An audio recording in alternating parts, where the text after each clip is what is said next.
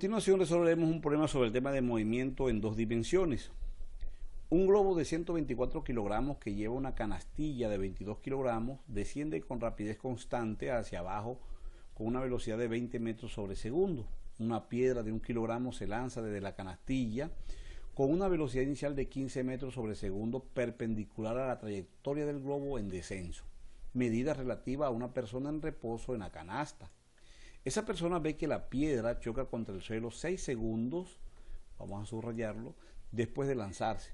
Suponga que el globo continúa su descenso a los 20 metros sobre segundo constante y tenemos las siguientes preguntas. La pregunta A qué altura estaba el globo cuando se lanzó la piedra? B, y cuando chocó contra el suelo. C, en el instante en que la piedra tocó el suelo, ¿a qué distancia estaba de la canastilla? Determine la componente horizontal y vertical de la velocidad de la piedra justo antes de chocar contra el suelo, relativas a un observador. Primero, en reposo en la canastilla, es decir, que el observador estaba en reposo en la canastilla, y segundo, en reposo en el suelo. Tenemos el observador desde dos puntos de vista. Listo. Bueno, vamos a dar respuesta entonces a cada uno de esos interrogantes. Lo primero que vamos a hacer es dibujar el globo y aquí tenemos la línea esta que va a representar el suelo. Listo.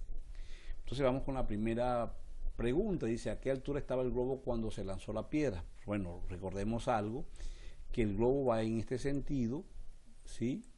Y la piedra fue lanzada así, horizontalmente, porque aquí dice perpendicular a la trayectoria del globo en descenso. Listo, eso es muy importante. Entonces aquí es una velocidad en X y esta es una velocidad en Y que lleva el globo, ¿no? Entonces, teniendo en cuenta esto, la altura del globo va a ser igual a la velocidad inicial Y por tiempo más su medio de gravedad por tiempo al cuadrado. Fíjense una cosa, como la piedra demora 6 segundos en tocar el suelo, pero la velocidad de la piedra en Y va a ser igual a la que tenga el globo, por lo tanto, Y va a ser igual a menos 20 por 6 menos 4.9, que es la gravedad, 9.8 entre 2, todo negativo, por 6 al cuadrado. Eso nos va a dar entonces que esa altura es de menos 296.4 metros. Es decir, si tomamos esta línea de referencia aquí, ¿por qué negativo? Porque está por debajo de la línea de referencia que he tomado. Entonces el globo estará a 296.4 metros. Ahora nos dice que B, y cuando chocó contra el suelo, pues fíjense que cuando la piedra fue lanzada, el globo sigue su descenso, por lo tanto, ¿y cuánto desciende el globo? Pues velocidad inicial por tiempo. Fíjense que él continúa su descenso 20 metros sobre segundo constante, entonces esta altura lleva a ser igual a 20 por 6, es decir, ha descendido menos 120 metros, es decir, que de esta línea de referencia el globo va a estar en este punto. Por lo tanto, a esto lo voy a llamar H.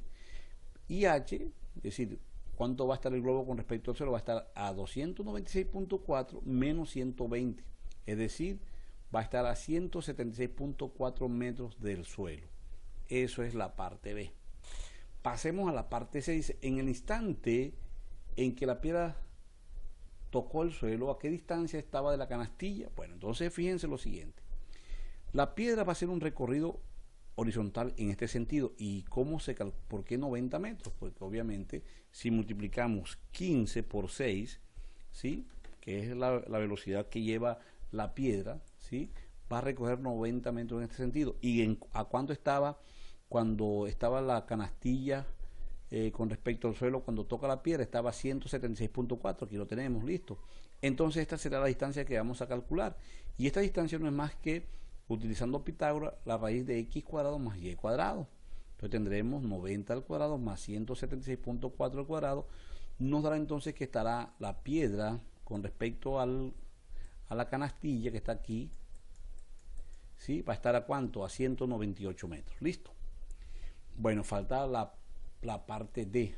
Bueno, para la parte D vamos a tener en cuenta el siguiente diagrama. Dice, determine las componentes horizontal y vertical de la velocidad de la piedra justo antes de chocar contra el suelo, relativas a un observador.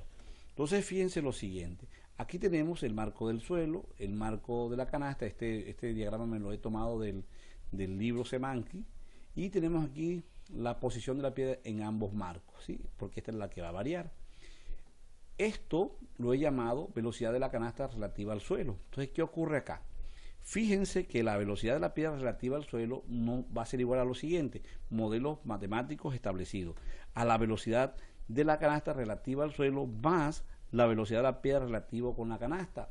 Esta es la que nos están pidiendo en la primera parte, en reposo en la canastilla. Pero ¿qué ocurre? Que la velocidad de la piedra relativa al suelo la podemos calcular, que no es más que velocidad y igual a la velocidad inicial y más gravedad por tiempo. Si reemplazamos, voy a tomar todo positivo, sería 20 más 9.8 por 6, y esa velocidad es de 78.8 metros. Esto es la velocidad de la piedra relativa al suelo. ¿Listo? Entonces, teniendo en cuenta esto, ahora sí me voy a dar respuesta a la primera pregunta, sabiendo además que esta velocidad, ¿sí?, que es la velocidad de la canasta relativa al suelo, y esa también la conocemos, que es de ¿cuánto? De 20 metros sobre segundo, porque eso es lo que desciende la canasta con respecto al suelo, ¿no? 20 metros sobre segundo, que es constante.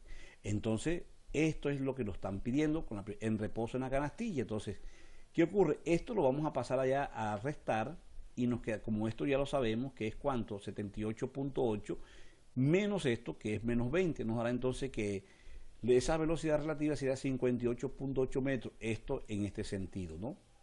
Y horizontalmente, ¿de cuánto es? De 15 metros sobre segundo, que ahí no tenemos que hacer ningún cálculo matemático, porque sabemos que es así.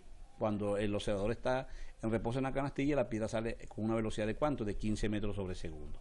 Ahora, la segunda parte dice, en reposo en el suelo. Pues en reposo en el suelo ya lo tenemos. ¿Por qué? Porque es esta, 78.8 en este sentido, y con respecto a la pie horizontalmente sería este sentido. No va a cambiar. Bueno, jóvenes, con esto finalizamos el problema. No olviden suscribirse a nuestro canal. Muchas gracias.